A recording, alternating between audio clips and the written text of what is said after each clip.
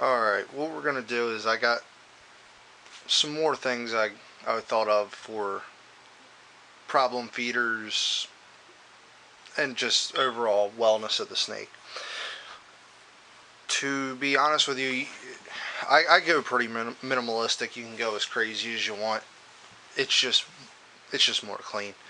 I'm in the process now of blacking out my tubs. Most of my snakes are pretty good, but I have noticed I have this female pastel. Gave her a hide spot, gave her all types of stuff. She was a great eater for the first 9 months to a year, and then she just got finicky. So I was thinking of stuff, and then I was talking to some guys, and I was seeing that the ARS racks that have the opaque tubs that you can't see through, they were like, oh, if you put your snake in there, it's almost guaranteed to eat. So I was like, pretty good idea. Let me give it a shot. And as you can see, I have 2 black tubs right now. I got 2 more out in the garage. I'm basically cycling out 2 for 2 and painting them. But obviously, if you're going to paint anything, let it sit outside. Well, I got mine sitting in the garage for at least a week so they can air out. Also, plastic paint needs a week to be able to fully adhere. I mean, you can paint them as sloppily or as nicely as you want. I mean, me personally, I'm kind of a perfectionist in a way. I don't like runs in my paint jobs. I mean, I work on cars. I do all different types of stuff, and the thing I hate most is runs. Does it really matter? No, but me personally, I don't want to pull out a tub and see a whole bunch of runs in the paint. Alright, I'm going to get up a little bit closer for you guys.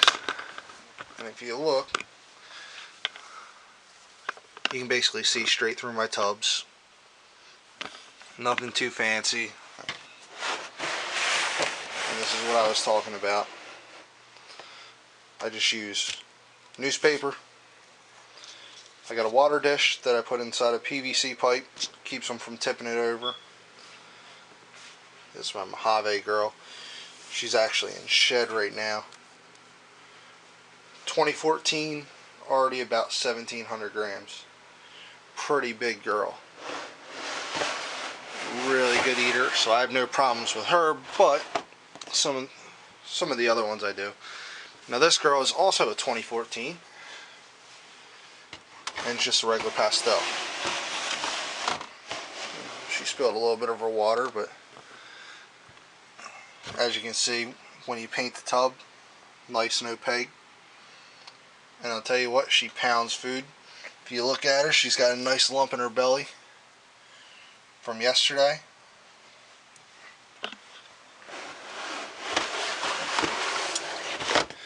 But I'll say this, one of the best things I ever did was paint these tubs. Now, again, it's not going to work for every single snake, but I'll tell you this, most of the snakes I've had that have had problems, normally if you throw hide spots in there, it straightens them out pretty good. But this took the cake. I tried hide spots with her. She wasn't having it. Now, this rack is pretty open. I mean, you can see straight through. My melamine rack is kind of enclosed. Now, I don't really have any problem feeders from this rack, but I think I'll still end up painting these tubs.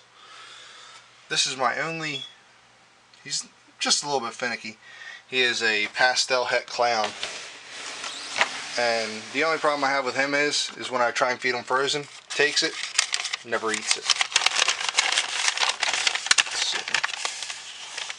And of course he's going in the shed too.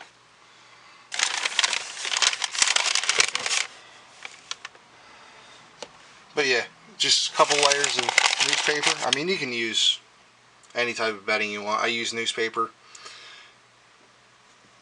Ease of convenience. I gotta give him a little bit of water later. Now, something else I'll show you is tanks. I only keep a set of corns in a tank.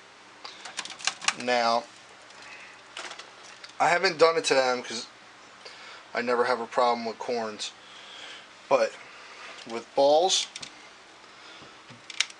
take some construction paper, close off 3 sides, and even I've done it where you make a frame and just leave an opening in there. And most snakes don't need UVB light. Basically the only heat I have in here, because where they're at, it stays a constant 72 degrees or higher. I don't know if you can see, but I put belly heat in there.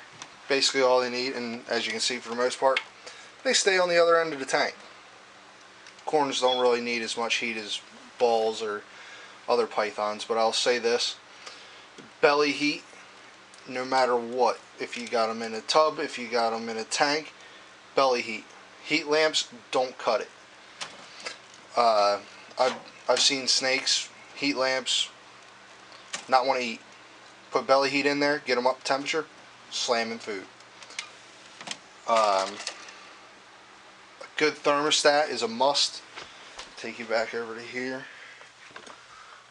I like using Vivarium Electronics VE 300s or 100s. 100s are great on-off thermostats, but the 300s I like a little bit more. They have night drops and all that stuff, which is really nice for doing breeding. But VE 100s for the money, 85 bucks, you can't really beat that. Most of the time I find them off of eBay. Normally Josh's Frogs are one of those guys I get them from. But the last guy I actually got one of these off of was Mark over at Boa Master. I just picked, well, I'm still waiting for it to come in, but I got myself one of the 4-foot Econo cages that I'll be putting my 2014 red-tailed boa in. But I'll probably do more of a what would you call it? A product review on these guys and some of the other stuff I use. Like I use FlexWatt heat tape and all that stuff. But all in all, I've used Zilla. Actually, right now I have my Zilla still on my baby rack. Can't complain. But the VE 300s, I love those things. Any other questions, guys, let me know. I'll be happy to do another video. As always, have a good one.